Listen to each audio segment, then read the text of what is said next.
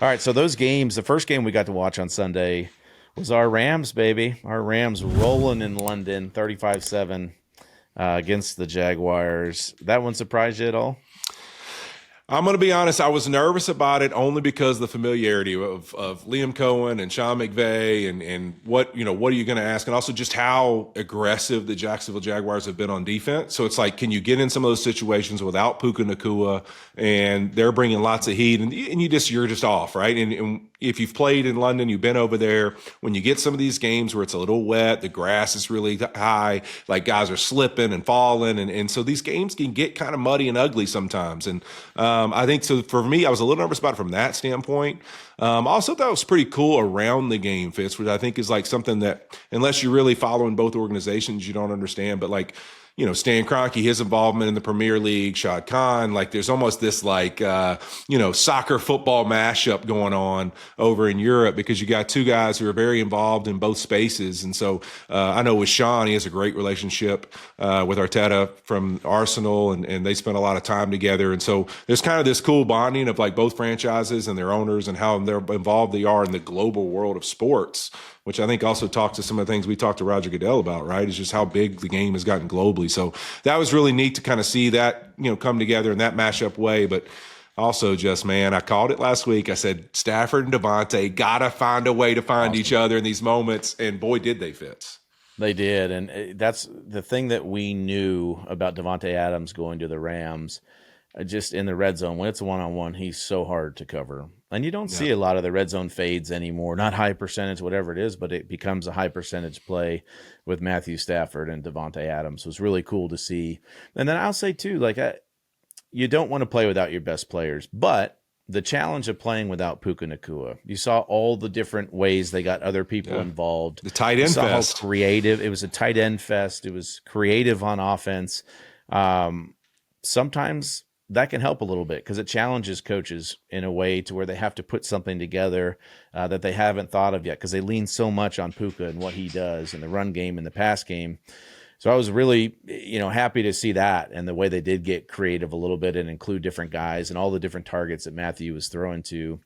And then I wanted to ask you, because I had only played one game over in London, but traveling out there on a Saturday, like the Rams did, they stayed on the East Coast from the week before. They go over there on Saturday.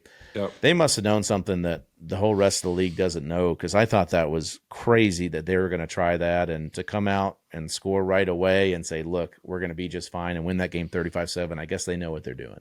Yeah, I mean, I look at it, Sean's been over 3 times now. It's all blowout. So I think the Rams need to figure out a way to just make sure they schedule a game over in London. That's the number one thing they need to do. But yeah, I thought it was interesting. What, I've told you, when me, you and Sherm sit around and talk football a lot and philosophy of buildings and stuff, I've always really respected, much less playing there, but just having the opportunity to be around Kevin Demoff and Les Snead and Tony Pastores and Sean McVay and all their crew that kind of has a part of that decision making, and Reggie Scott, obviously, from the performance side. I've always loved that they're always willing to not try to be different, but to always kind of push to what's best for our players. Like, let's not just do things because every team does it this way.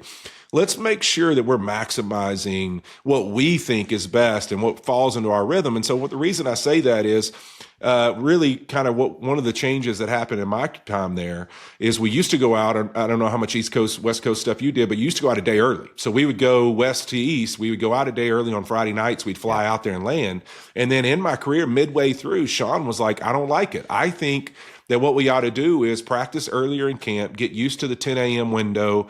And when we get to the season, since we have a ton of East Coast trips, we're going to just fly out on Saturday and have the guys used to, hey, your rhythm is we get into the hotel, we do very little, we go to sleep, you wake up and you play. And on your clock, it's 10 a.m. in the morning, just like we practiced at that time in training camp. And we're just going to roll. And that was our plan.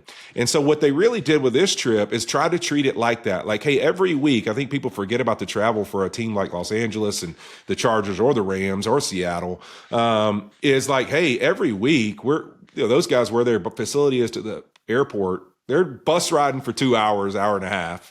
Then they're getting on a plane for 4 or 5 hours to go play a game on the East Coast every time they have an East Coast trip. So for them, it was like, hey, we're going to stay east.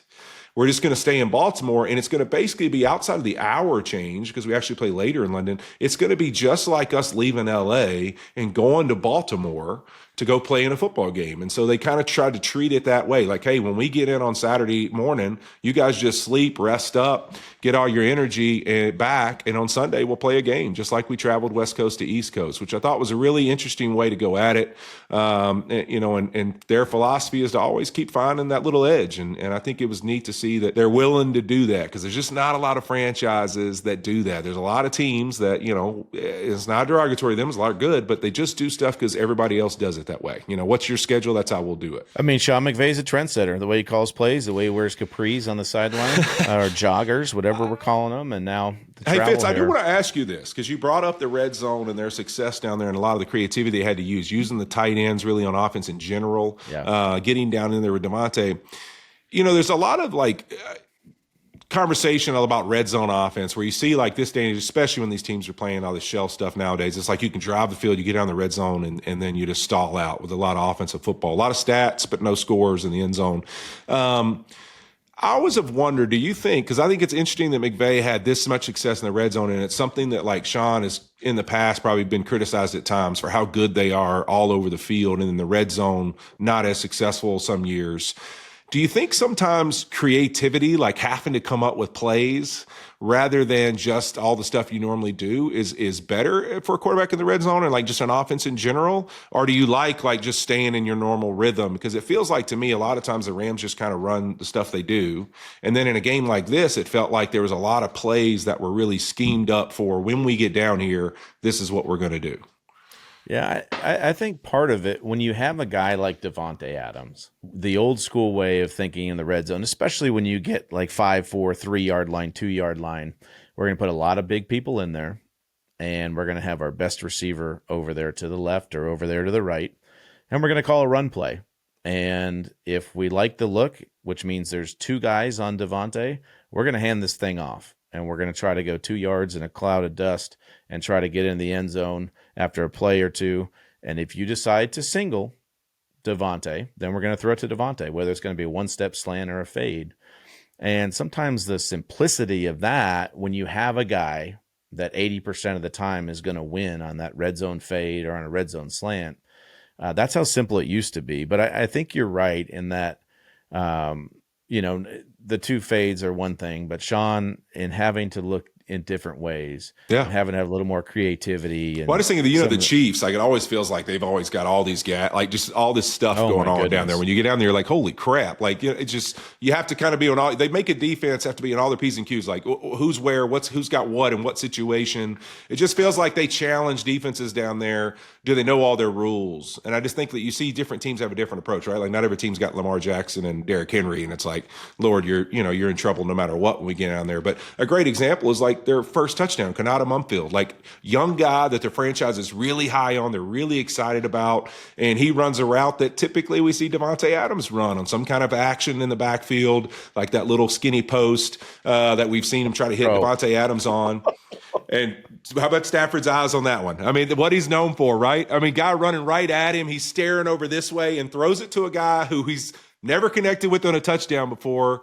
A lot of faith and belief, but also really cool. Davante loving that guy, Kanata, up after the game, saying how special he thinks he's going to be.